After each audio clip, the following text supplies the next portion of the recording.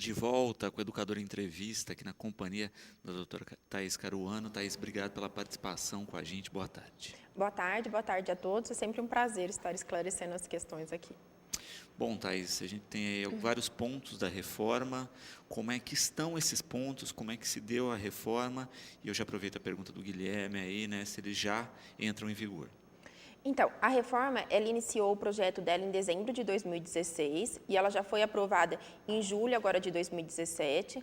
Parece um período relativamente grande, mas é extremamente curto por uma reforma de abrangência, da abrangência que teve, que acabou relativizando aí todos os direitos trabalhistas e diminuiu muito os direitos dos trabalhadores. Cabe lembrar que esses direitos dos trabalhadores, eles foram adquiridos no decorrer de décadas, de muitas mortes de trabalhadores, e eles foram sendo construídos de forma muito lenta. E agora veio essa reforma sem qualquer estudo aprofundado, sem ouvir os especialistas da área, e fizeram essa reforma a toque de caixa, de forma extremamente rápida, prejudicando e muito os trabalhadores em geral. Então, assim, é bem complicado mesmo. O interesse dessa reforma, dá para ver que é visado bem ao empregador, então, as empresas, de forma a beneficiar as empresas. Porém, por que isso aconteceu? Porque a maioria dos deputados e dos senadores são empregadores e possuem empresa. Então, mais de 90% deles são empregadores e possuem essas empresas. Em razão disso, o interesse tão grande dos nossos representantes no Legislativo de realizarem esta reforma. Perfeito. Aí, em relação à pergunta, né, que se ela já vai entrar em vigor, sim, ela entra em vigor no sábado, né, que é dia 11 de novembro, como não é dia útil, ela começa realmente a vigorar a partir do dia 13 de novembro, que é na segunda-feira. Então, a partir de segunda-feira, ela já entra em vigor em todo o território nacional, lembrando também que nós não sabemos realmente qual vai ser a abrangência, porque tem várias questões que são inconstitucionais, que estão em afronto contra a Constituição Federal. A Constituição Federal é nossa lei maior, então elas estão contra essa lei e, em razão disso, nós não sabemos como realmente o judiciário vai agir diante a essa reforma toda que prejudica tanto o empregado. Perfeito. Então, a gente tem um período de assentamento ainda dessa reforma, que a gente ainda pode ter mudanças provocadas aí por legislação, por ações, entre outras coisas. Com certeza. Nós podemos verificar que essa reforma tem problemas em razão até do próprio presidente da República, Michel Temer, prometer uma medida provisória para adequar alguns pontos. Então, olha que estranho, se faz toda uma reforma já com uma promessa de uma medida provisória para já alterar. Antes mesmo da votação, ele já fez essa promessa dessa medida provisória. Então, se a reforma é tão boa, por que ela já precisa de uma alteração? Estamos no aguardo, se realmente essa medida provisória sai até sexta-feira. Por enquanto, ainda não se falou nada, não sabemos se vai sair. Um dos principais pontos polêmicos, e que ele fala que vai trabalhar nessa medida provisória, é uma questão das grávidas. O que acontece? A legislação prevê que as grávidas podem trabalhar em ambiente insalubre. E esse ambiente insalubre, então, se for em grau mínimo ou em grau médio, as grávidas podem trabalhar, que anteriormente era totalmente vetado. Então, olha só, eles não estão prevendo nem a proteção do próprio nascituro. O ser que ainda nem nasceu, ele não está mais protegido por essa legislação. Então, a grávida pode sim ficar exposta a ambientes que fazem mal à saúde, e isso a legislação está acobertando. E o Michel Temer prometeu fazer uma medida provisória antes da lei entrar em vigor, então, no caso, deveria ser até sexta-feira, suspendendo essa determinação. Perfeito. A Clara aqui perguntando aqui a respeito também dessa questão da efetivação da lei, né? Como é que estão sindicatos, empresas, no debate das aplicações disso? Então, é uma questão muito estranha, por que os sindicatos eles não foram às ruas, não convocaram a população, não realmente mostraram para a população quais seriam as reformas? Porque, na verdade, a população ela não tem muito nem noção, porque os jornais de grande circulação eles não veicularam realmente quais serão as alterações. Fizeram uma análise superficial, para as pessoas realmente não notarem muito ali o que estava acontecendo, e os sindicatos eles não se manifestaram.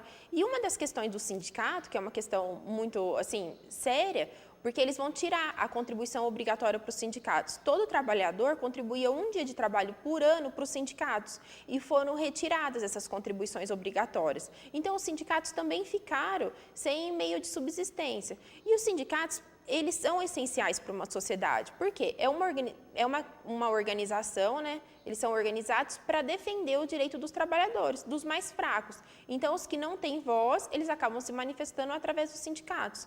Porém, também quiseram tirar a força deles e até o momento, sim, eu não entendi por que não foram para ruas, principalmente os sindicatos, por exemplo, dos metalúrgicos, que normalmente ficam ali na região de São Paulo, de São Bernardo do Campo, por que eles não foram para a rua reivindicar que essa reforma trabalhista não prejudicassem tanto os trabalhadores? Nós falávamos de sindicato, né, no bloco passado, aí tem a questão do acordo sindical agora, né, como é que fica isso dentro da legislação? Então, anteriormente se faziam os acordos e as convenções coletivas, porém eles não poderiam ter qualquer afronta, eles não poderiam prever direitos menores do que a legislação, desculpa, que a legislação previa. Então, os acordos e as convenções coletivas, eles deviam estar em respeito à consolidação da lei dos trabalhos, leis esparsas e a própria Constituição Federal, que elenca vários direitos do trabalhador. Porém, agora, com essa reforma trabalhista, o que eles querem prever? Que os acordos e as convenções coletivas podem ser livres entre as partes. Então, o acordo ele vai valer mais do que a lei. Então, caso haja alguma previsão que está em afronte à lei, algumas questões até de segurança do trabalho acabam sendo relativizadas, ele vai valer mais do que a própria legislação. Eles estão alegando que o trabalhador ele consegue, sim, se impor o empregado, consegue se impor ao empregador para verificar quais regras eles devem ter ali na relação de trabalho. Porém, cabe lembrar que no país atualmente nós estamos com mais de 14 milhões de desempregados. Essa quantidade é altíssima em número de desempregados, então as pessoas elas estão precisando do emprego para necessidades básicas, para se alimentar. Então ela não vai conseguir impor qualquer atitude, qualquer regra ao empregador. E sim, o empregador vai falar, essas são as minhas regras. Se o empregado não aceitar, ele vai mudar de empregado. Até em razão da crise econômica. Então, é outra questão assim muito errada, porque os acordos e as convenções coletivas vão poder relativizar os direitos das leis, os direitos que sobraram aí das leis esparsas, da CLT e da própria Constituição Federal. Sem dúvida. E de fato, né, a gente acaba ainda vendo essa questão, né, o quanto isso vai ficar nessa questão prática de funcionar mesmo, né? E quanto essas ações vão surtir efeito. Mas, infelizmente, assim, até a questão do judiciário, eles acabaram tirando muito poder do judiciário de editar as súmulas. E o que acontece? O que são as súmulas? Súmulas são decisões que os tribunais eles vão tomando decisões sempre no mesmo sentido, então faz uma súmula. Para que serve essa súmula? Para tentar pacificar, para não ter tantas decisões divergentes. Então, duas pessoas com os mesmos direitos têm decisões totalmente diferentes. Então, realizam essas súmulas. Mas até as súmulas, essas reformas, que no total da CLT, da consolidação das leis do trabalho, houve alteração de mais de 100 artigos. Então, mais de 100 questões foram alteradas e até essa questão das súmulas foram relativizadas e vão ficar extremamente difíceis de serem realizadas, para não ter pacificação e para não se criar novas regras. Qual que foi o objetivo do legislador? Não ter novas regras e simplesmente relativizar o direito dos trabalhadores, que sempre são os que mais sofrem nesse país. Perfeito. Falando um pouquinho também dessa questão da reforma, né, vamos falar a respeito de jornada de trabalho, que também foi um assunto polêmico. Isso. Então, a jornada de trabalho atualmente, né, tem o limite de 220 horas semanais, 8 horas diário, 44 horas na semana. Essas regras de 220 horas semanais, elas continuam, estão inalteradas, vão continuar da mesma forma. Porém, anteriormente, a jornada de 12 por 36, então a pessoa trabalha 12 horas e folga 36 horas. É a chamada semana espanhola. Essa questão da jornada que a pessoa trabalha 12 horas e folga 36, anteriormente ela precisava de um contrato escrito entre as partes e com previsão em acordo ou convenção coletiva. Atualmente, com essa alteração, não precisa mais ter essa previsão em acordo coletivo. Então, um simples contrato entre as partes já passa a valer para ter essa jornada. Essa jornada ela não é prejudicial ao empregado, porque ao se verificar, ele acaba trabalhando menos de 44 horas semanais. Então, esse é um dos pontos que não se viu como maléfico ao empregado, porque a maioria deles acabam prejudicando, sim, diretamente o trabalhador. Mas essa questão da jornada até que não foi tão maléfica. Outra questão também é das horas extras. A questão, quando tem banco de horas, anteriormente o banco de horas só tinha validade caso houvesse um acordo individual entre as partes, então empregado e empregador, e também houvesse uma previsão em acordo ou convenção coletiva. Agora, com essa reforma trabalhista, basta o acordo entre as partes, não precisa ter essa previsão em acordo ou convenção coletiva, e cada hora de trabalho da pessoa, ele vai ter direito à folga a 1h30. Então, trabalhou 1 hora, tem direito ao banco de horas de 1h30. Ele aumentou em 50%, né, o valor que a pessoa tem direito à folga. Essa questão também é uma questão justa, só que o problema é que o banco de horas, ele utilizado dessa forma, sem ter previsões em acordo ou convenção coletiva, pode haver abuso por parte do empregador. Mas em relação a 1 hora valer como 1h30, também acabou favorecendo o empregado. Perfeito. Também na questão da carga horária, se fala da questão dessas jornadas prolongadas, né, que antes a legislação não previa, mas que eram executadas rotineiramente. E tem muita gente com dúvida nesse sentido, né, se debateu muito, né, mas a pessoa vai poder fazer essa carga rotineiramente, né, vem para sanar também algumas questões que eram pontuais, mas que a lei não previa. No caso da jornada da hora extra, né, o que havia a previsão, a pessoa ela trabalha 8 horas, ela pode fazer no máximo 2 horas extras por dia. O que acontecia com quem fazia mais do que 2 horas extras por dia? O empregador tem o dever de pagar para o empregado mais essa quantidade, a quantidade correta que ele fez de horas extras, porém cabia ao Ministério do Trabalho e Emprego realizar uma fiscalização, essa fiscalização, multar ou alertar a empresa, posteriormente multar, para ver essa regularização.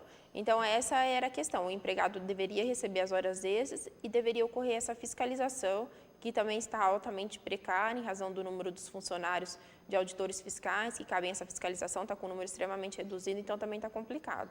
Mas era essa questão que tinha mais dúvidas. Mas hoje, a questão é eles regulamentar essa questão das 12 horas por 36, que eu acho que vai acabar ajudando, sim, o empregado quanto o empregador, vai acabar regularizando aí mais a questão. E temos participação de alguns espectadores aqui. O Marcelo diz que o pai ganhou o TRF3. O juiz determinou que ele fosse pago 2 anos de benefícios que estavam atrasados. A lei diz que foi há 4 meses, também determinou que voltasse o benefício por invalidez. Aí ele pergunta, né, quanto tempo demora para ser pago esses atrasados?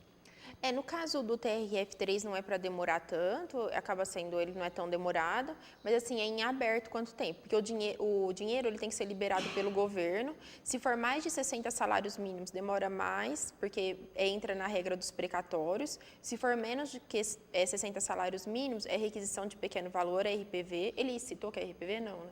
Não sei. Aí no caso é RPV, que aí já costuma ser mais rápido, mas às vezes realmente demora um pouquinho, aí tem que aguardar. E agora no final do ano, nós já estamos em novembro, em dezembro tem o recesso do judiciário, então isso pode acontecer que acaba ficando aí um pouco mais lento para ele conseguir receber.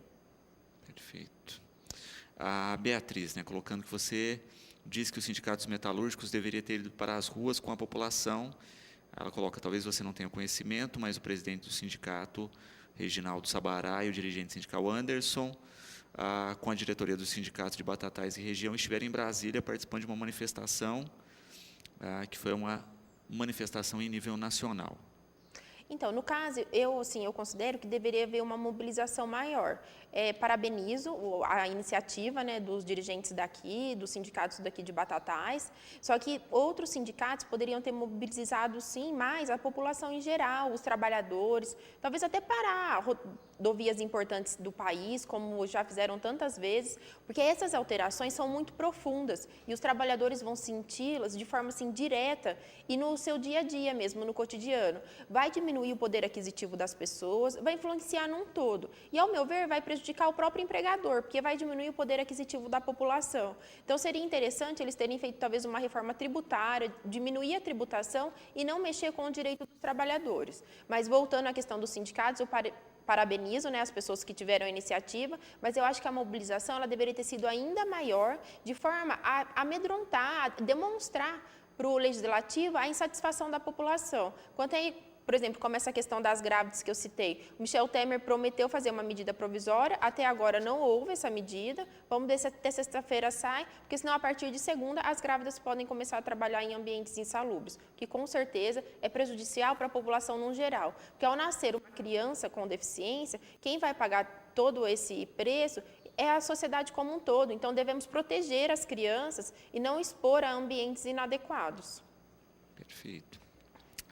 Uma questão prática aí também das mobilizações, né, e que é isso, eu acho que a gente tem de fato que destacar, né, é que quando a gente pensa nas grandes estruturas sindicais do país, né, vamos falar aí de CGT, de CUT, etc., que estão constantemente nas mídias, a gente vê em outras ações, em especial nas ações até político-partidárias mesmo, né, que estavam com muito mais ênfase, muito mais discussão e com manifestações muito maiores do que da reforma trabalhista, né. Parece que foram engolidos aí pela reforma e não tiveram a mobilização que a gente via em outros anos, né. A coisa foi proporcionalmente bem mais devagar, né? Quando a gente pensa, por exemplo, nas grandes festas do Dia do Trabalho que acontecem, em especial, vamos citar só na capital, só em São Paulo, né? A gente não teve um movimento daquele porte falando contra essas reformas. Não, com certeza. Quantas vezes já paralisaram a Avenida Paulista ou bloquearam a Anchieta para não descer caminhões? Então, essas medidas, elas repercutem para o país todo. Lembrando, eu sou totalmente a favor dos sindicatos, e os sindicatos, eles defendem os trabalhadores. É isso essa questão que eu estou pautando. Por que a defesa, eu não considerei que a defesa dos sindicatos nessas questões da reforma trabalhista foram suficientes. Eu acho que eles deviam ter atuado, sim, mais, de forma a defender mais, porque, como eu já disse, a reforma trabalhista ela vai prejudicar em muitos trabalhadores.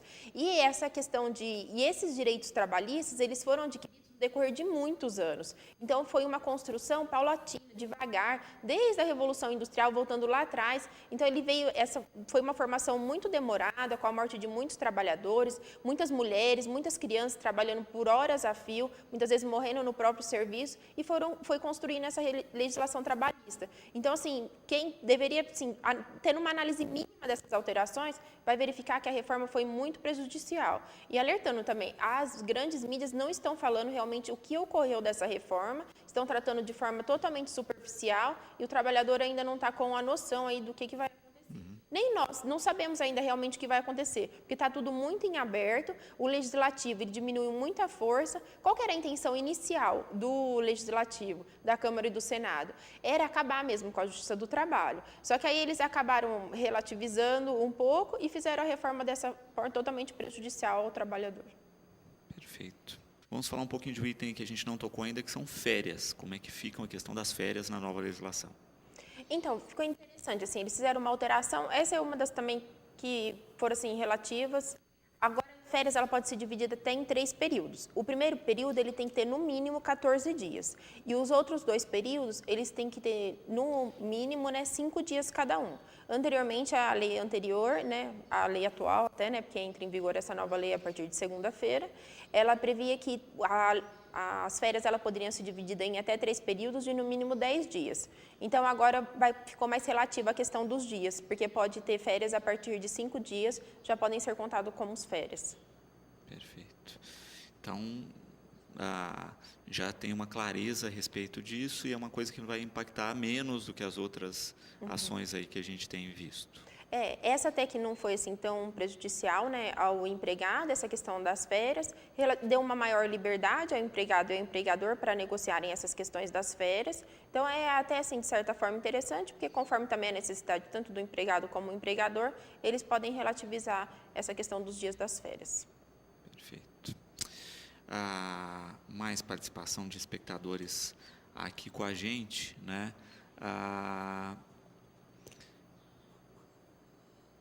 O Zé Mário aqui, né, diz que algumas pessoas que se aposentaram por meio de aposentadoria especial da prefeitura foram dispensados, porém algumas outras também se aposentaram da mesma forma e continuam trabalhando.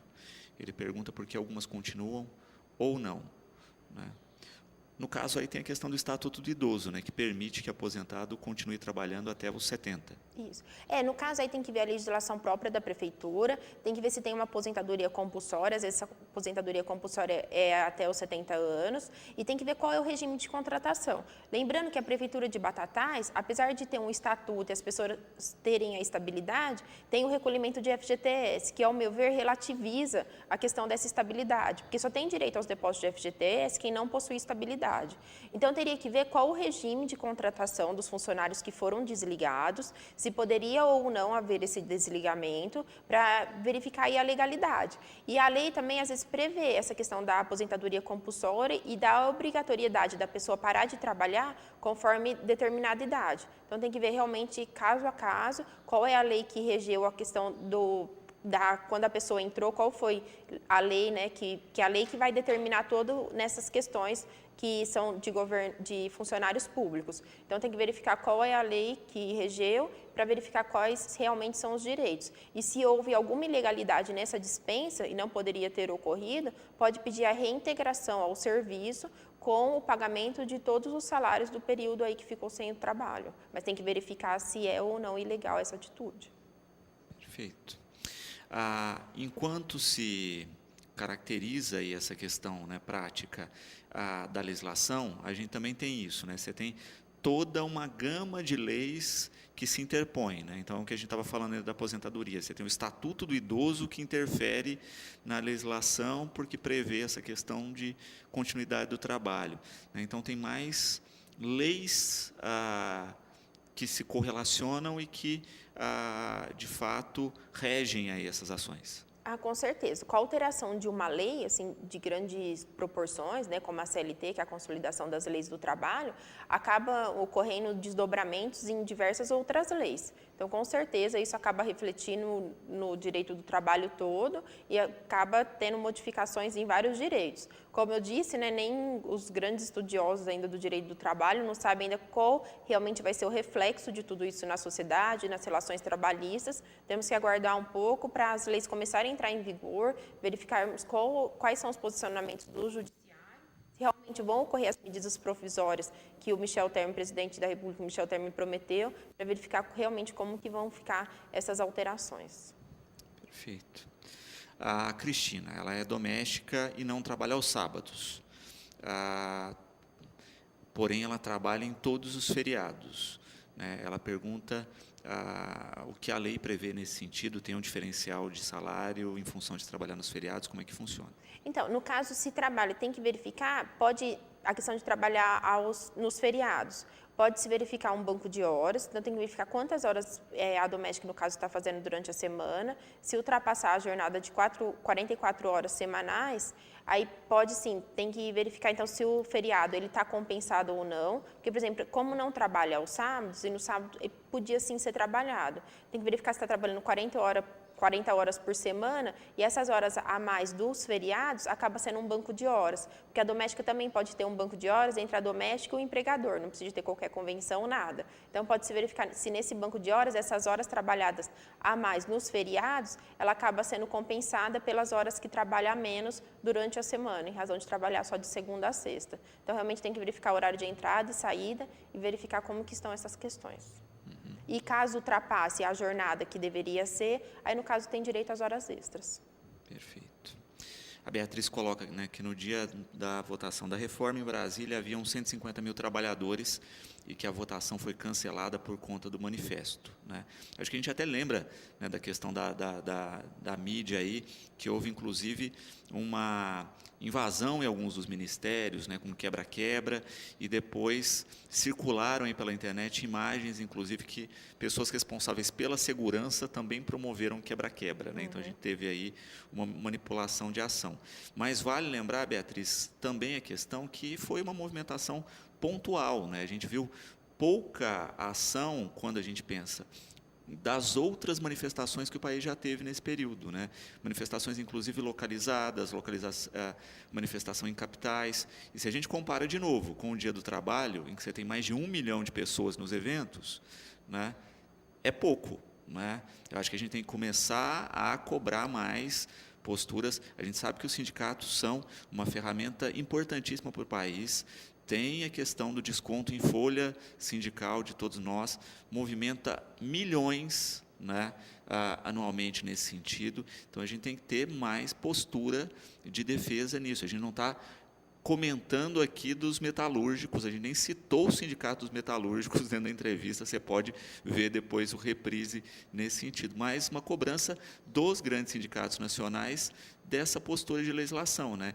E, infelizmente, a gente percebe que alguns das principais lideranças hoje são figuras políticas, né, estão votando a legislação e, muitas vezes, votando de uma maneira dúbia. Então, a gente tem, de fato, como cidadão, o direito de cobrar essa postura de todas as representações existentes aí.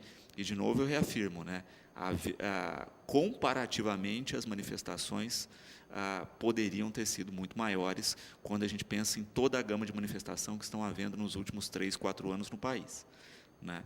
E lembrando que eu sou totalmente a favor dos sindicatos, Exato. Eu não quero de forma alguma que diminua. Eu acho até essa questão da contribuição compulsória, podemos até discutir o que é compulsório, se é realmente ideal ou não para um país. Mas, ao mesmo tempo, eu sou a favor da existência dos sindicatos. Então, eu não sou a favor não da retirada dessa contribuição compulsória, porque vai diminuir o poder aquisitivo dos sindicatos e corre até o risco da extinção de muitos deles. Então, eu sou até a favor de continuar. E por que o governo quer tirar a contribuição dos sindicatos? Exatamente para enfraquecê-los. Porque, enfraquecendo, a população ela fica menos organizada para ir para as ruas e demonstrar a sua insatisfação com o governo. Então, o objetivo do governo é exatamente enfraquecer os sindicatos. E outra questão também que estão falando é que talvez voltem as contribuições sindicais para os sindicatos apoiarem a reforma previdenciária. Vamos ver o que vai acontecer. Mas espero que os sindicatos estejam sempre a favor da população e defendendo, se organizando para demonstrar a insatisfação da população com as reformas, né, que os políticos estão fazendo, totalmente contra o trabalhador, que com certeza vai ser o que mais vai sofrer. Outros pontos aí, né, da legislação é a questão de trabalho intermitente. Vamos falar um pouquinho disso. Então, no que consiste o trabalho intermitente? É uma nova modalidade de contratação que não havia previsão no país, não tinha qualquer previsão. Tem previsão, sim, em outros países, só que são países que não têm tanto desemprego, ou mesmo países que tinham desemprego e fizeram reforma e incluíram esse tipo de trabalho, realmente aumentou a quantidade de pessoas que foram contratadas por essa modalidade, porém a demissão do empregado comum foi demasiada, foi enorme. No que consiste o trabalho intermitente? A pessoa ela vai ser contratada e ela só vai trabalhar e só vai receber pelas horas das quais ela realmente trabalhou. Então, por exemplo, uma pessoa ela pode trabalhar em um mês 3 horas, ou o empregador pode, durante aquele mês, não chamar ela em nenhum momento. Então, o empregador ele tem a obrigatoriedade de convocar a pessoa 3 dias antes do dia que ele quer que a pessoa vá prestar o serviço. Então, ele faz a convocação 3 dias antes. Caso a pessoa não vá trabalhar, ela tem que pagar uma multa. E aí ela foi trabalhar, ela trabalhou durante 3 horas, só dentro de um mês, trabalhou durante essas 3 horas. Ela vai receber o salário, que não pode ser menor do que o valor hora do salário mínimo, ela vai receber esse salário, já vão estar embutidas as férias, o 13º, e ela vai receber só por essas horas. Então, o empregador ele vai chamar conforme a demanda, e o restante a pessoa ela fica, bem dizer, à disposição, com o registro na carteira, porém ela só vai ser convocada para o momento realmente que o empregador precisa. E caso ela não vá, se ela for convocada e não justificar o porquê que não foi, ela pode sim pagar uma multa. É uma contratação totalmente prejudicial ao empregado, porque ele vai acabar aceitando esse registro em carteira, porém vai ser altamente prejudicial, porque fica muito limitado a questão da quantidade de horas que vai trabalhar, vai ficar com esse registro na carteira, só que tem mês que pode talvez não ser chamado para trabalhar durante nenhuma hora. E como a pessoa vai se manter nas condições básicas ali de questões básicas mesmo que qualquer trabalhador precisa, né, como alimentação, moradia, como que vai manter. Perfeito. Também a questão de intervalo para refeição, muda alguma coisa? Então, o intervalo para refeição, ele com a legislação atual, né, ele é de no mínimo 1 hora e no máximo 2 horas. Quando tinham empresas que tinham sim autorização desse intervalo para refeição e descanso ser de meia hora, só que desde que tivesse autorização do Ministério do Trabalho e Emprego. Porque essa medida de ter a questão da refeição com um descanso de 1 a 2 horas é uma questão de segurança do trabalho. Então, é necessário para o trabalhador realizar uma alimentação tranquila e depois ter uma pausa.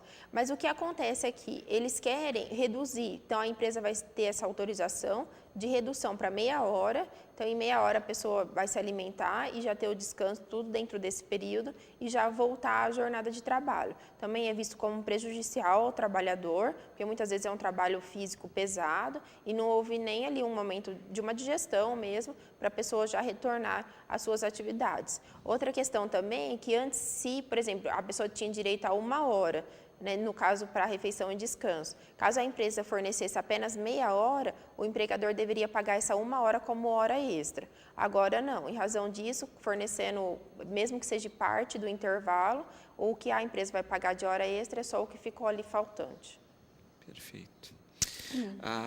Horas in itinere, né, que são o itinerário aí de ida e volta do trabalho, isso conta? De que forma conta? Então, com a legislação atual, né, que está em vigor até agora sexta-feira, todo deslocamento realizado que o transporte era fornecido pelo empregador, então o transporte tinha que ser fornecido pelo empregador para local de difícil acesso. O que isso significa? Local que não é servido por transporte público. Então, por exemplo, pessoas que trabalham em fazendas distantes, o empregador pegava o empregado com o seu ônibus e levava até esse local que não tinha serviço de transporte público, não tinha ônibus públicos mesmo. Esse trajeto deveriam ser pago, ele era incorporado na jornada de trabalho do empregado. Então, todo esse trajeto era incorporado na jornada, então ou ele estava dentro das 8 horas diárias, ou caso ultrapassasse essas 8 horas diárias, eram pagas como horas extras. Então, assim, era muito interessante para o empregado que esse tempo que ele ficou à disposição do empregador, sendo levado para o local de trabalho, lembrando, o transporte tem que ser fornecido pelo empregador e o local de difícil acesso, que não tem transporte público. E, então, essas horas eram pagas como horas extras ou eram incluídas na jornada de trabalho. Agora, a partir dessa nova legislação, que entra em vigor a partir de segunda-feira, essas horas em itinere, que são essas horas de deslocamento, elas não vão ser computadas mais como jornada de trabalho. Então, o empregador pega o empregado, leva nesse local de difícil acesso e todo esse tempo que o empregado ficou à disposição do empregador, ele não vai ser contado como hora extra ou dentro da jornada de trabalho. Um exemplo, não é daqui da nossa região, né, mas é uma questão interessante, são trabalhadores que trabalham em minas de subsolo, minas de carvão em subsolo. Às vezes eles demoram 40 ou 50 minutos só para descer no túnel para chegar até a mina. Então, nesse caso, todo esse período anteriormente era considerado como local de difícil acesso e era computado na jornada de trabalho. A partir de agora, com essa nova legislação, esse tempo não vai ser mais computado. Trabalho temporário que a legislação propõe. Então, no caso do trabalho temporário, anteriormente ele tinha uma previsão de no máximo 90 dias e dentro desses 90 dias ele podia ter uma única prorrogação. Agora, o que eles fizeram? Eles ampliaram de 90 para 120 dias e esses 120 dias eles podem ser prorrogados por igual período. Então, eles ficariam um contrato temporário de 240 dias, por volta de 8 meses.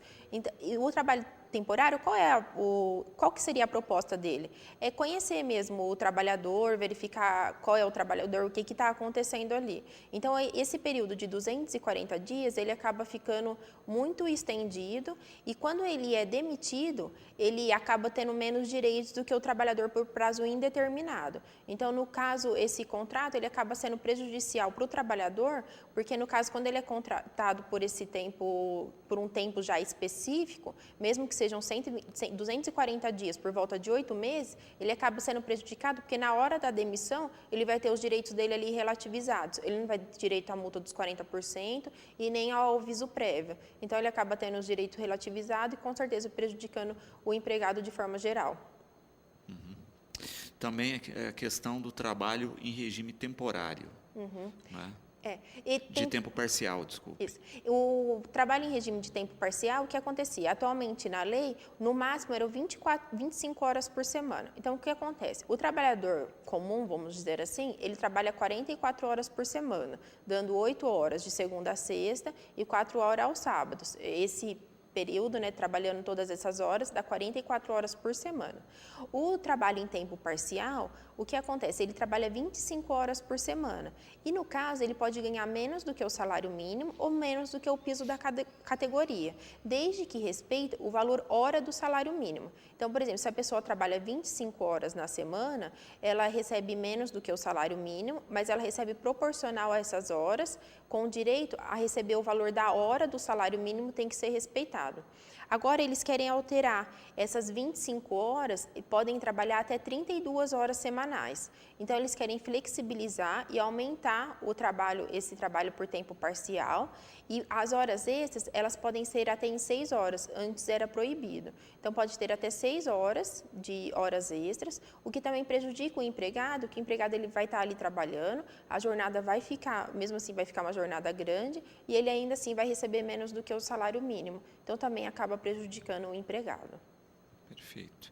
E aí tem sempre essa dúvida, né? A questão do trabalhador entrar nessa questão de tempo parcial e, às vezes, não ser chamado no mês. Como é que a pessoa subsiste? No caso desse serviço de tempo parcial, já vai ser contratado uma quantidade de horas por semana, então ele vai trabalhar o mês contínuo, todos os dias normalmente, ou nos dias ali estipulados. Agora, essa questão de não ser chamado é o contrato intermitente. Então, no contrato intermitente, vai ter o contrato de trabalho na carteira de trabalho, porém, o empregador ele não tem a obrigatoriedade de chamar esse empregado a prestar o serviço. E ele não convocando, ele não tem que pagar qualquer valor. Então, o empregado ele fica à disposição, só que ele não precisa, se o empregador não chamar, ele não vai trabalhar. E quando ele for trabalhar, ele vai receber apenas pelas horas trabalhadas, e nessas horas também já vão estar férias, 13º, já vão estar tudo incluso, e aí vão pagar só por essas horas. Perfeito. Voltando aqui para a questão dos nossos espectadores, com a participação de vários espectadores aqui. A Cristina Mello, parabenizando pela entrevista, né, diz que admira muito o seu trabalho. O Carlos, ele diz que se aposentou há 1 ano com 70%. Ele tem direito à insalubridade, mas está na justiça há 2 anos. Ele pergunta se demora muito. Então, conforme for, infelizmente, demora sim. Para essa questão do trabalho especial, né, depende de uma perícia. Então, corre todo um processo. Se entrar aqui por Batatais tem perícia, entrando por Ribeirão não tem essa perícia, mas é interessante sim ter a perícia. Então, tem a perícia, depois vai ter a sentença, tem esse laudo que o INSS, o advogado, no caso do autor, também se manifesta. Não é um processo rápido, realmente demora. E aí, se a parte ganha, né, o segurado ele ganha, ele não recorre, mas aí o INSS recorre, caso não ganhe, o INSS que vai recorrer, fica ali, acaba tendo recurso, então esse processo vai para São Paulo, até voltar vai um tempo.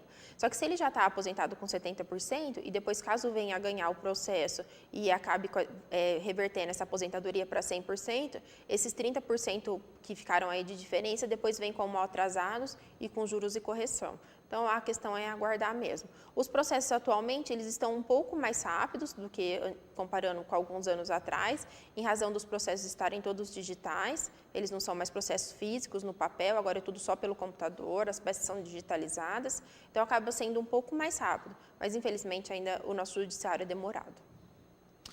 A Regina, né, ela diz que quem recebe salário mínimo do INSS tem que fazer um cadastro único chamado de benefício de prestação continuada. Ela pergunta se quem recebe auxílio-doença também tem que fazer esse cadastro. Não. A questão do cadastro único é uma inscrição que a pessoa tem que fazer no CRAS, é cadastro único, comprovando no CRAS, e o CRAS soltando nessa questão do cadastro, para comprovar que a pessoa é de baixa renda. As pessoas que têm que estar inscritas nesse cadastro único são as pessoas que recebem benefício assistencial, seja o idoso ou o deficiente. Esse benefício assistencial, para a pessoa saber se recebe auxílio-doença ou benefício assistencial, é só verificar se tem o recebimento do 13º salário. Então, quem recebe 13º salário está recebendo auxílio-doença ou aposentadoria por invalidez. Não precisa fazer o cadastro no CAD único. Porém, quem não recebe o 13º deve fazer essa inscrição no CAD único em qualquer CRAS da cidade. Aí tem que verificar, conforme o bairro que a pessoa mora, tem que verificar qual CRAS é correspondente. Faz esse cadastro no CAD único e leva até a Previdência Social. É importante para comprovar que a pessoa é de baixa renda e esse documento é essencial.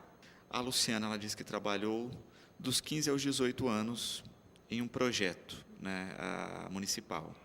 Ela pergunta se ela consegue comprovar para efeito de aposentadoria.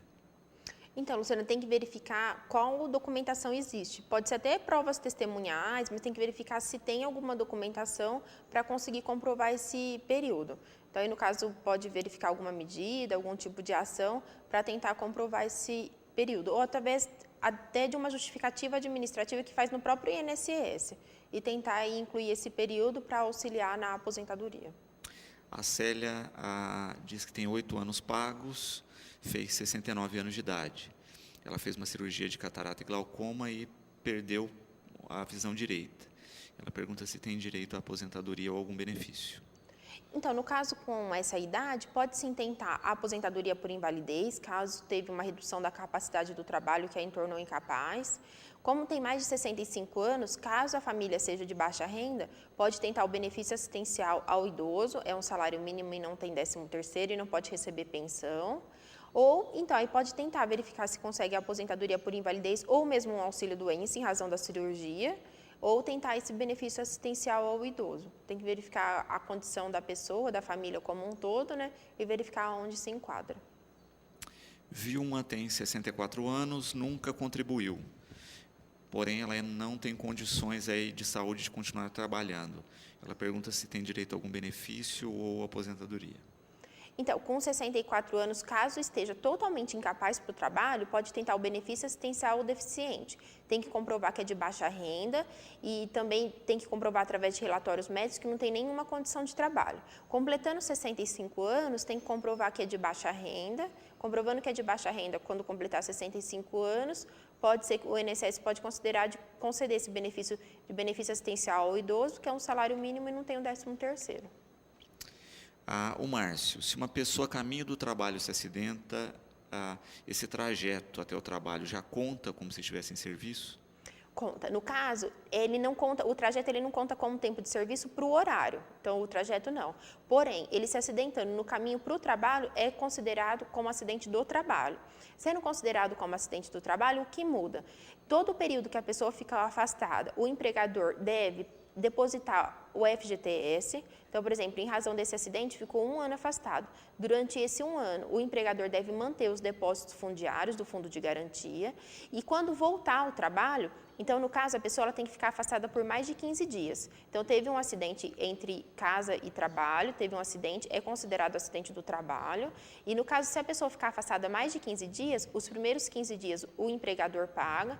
A partir do 16º dia, quem vai pagar é a Previdência Social. Entrando pela Previdência, quando ele voltar ao trabalho, ele tem direito a 1 ano de estabilidade. Então, durante 1 ano, o empregador não pode demiti-lo, não pode mandar embora. O Jesus aqui, a esposa tem 63 anos, faltam 2 meses para completar 15 anos de contribuição. Aí ele pergunta quando ela pode dar entrada na aposentadoria.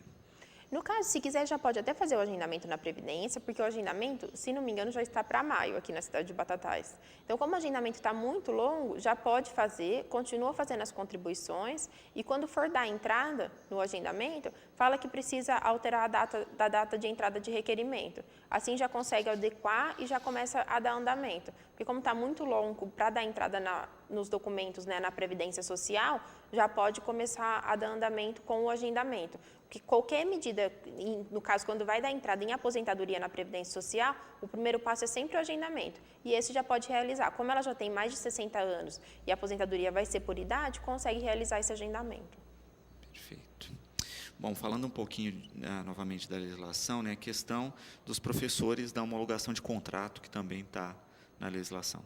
Então, no caso dos professores, que é uma carreira tão importante, né, como sempre se diz, né, todos os grandes profissionais sempre passam primeiro pelos professores, então, com certeza, é a profissão assim, mais importante que nós temos. E antes eles só poderiam trabalhar 4 horas consecutivas ou 6 horas intercaladas. O que a mudança agora fez? Eles podem trabalhar durante 8 horas contínuas, assim, eles podem fazer o exercício que qualquer profissional faz. Então, por exemplo, trabalhar 4 horas de manhã e 4 horas à tarde, eles podem dobrar o turno, não vai ocorrer mais esse impedimento. E esse impedimento era, assim, interessante, porque o professor ele não se limita ali em sala de aula, mas ele tem que corrigir provas, ele tem que preparar a aula, ele tem que fazer várias questões. E eles igualaram o professor ao empregado comum. Então, ele não tem mais esse direito a ter só 4 horas, 4 aulas direto ou 6 intercaladas. Ele pode, sim, cumprir 8 horas de jornada, dobrar turno, ele ficou com o horário como um empregado comum, o que não é adequado, como eu disse, em razão de todas as especificações, né, que tem na área do professor. E a questão da homologação do contrato, o que acontece é que, anteriormente, sempre que o contrato ele tinha mais de 1 ano de vigência, essa homologação tinha que ocorrer no sindicato. Por que isso? Porque o empregado que ele tem mais de 1 ano, ele acaba tendo mais direitos. E esses direitos, essa homologação era realizada no sindicato de modo a fiscalizar essa rescisão do trabalho, para ver se dá certo, dando um suporte para o próprio empregador e para o empregado. Porém, essa obrigatoriedade de homologação no sindicato também foi retirada e, a partir de agora, a homologação pode ocorrer dentro da própria empresa. Então, não tem mais essa fiscalização e a homologação vai ser toda dentro da própria empresa, a empresa faz o pagamento, então complicando ainda mais para o empregado, que não vai ter esse suporte do sindicato que fiscalizava e acabava auxiliando o empregado num todo.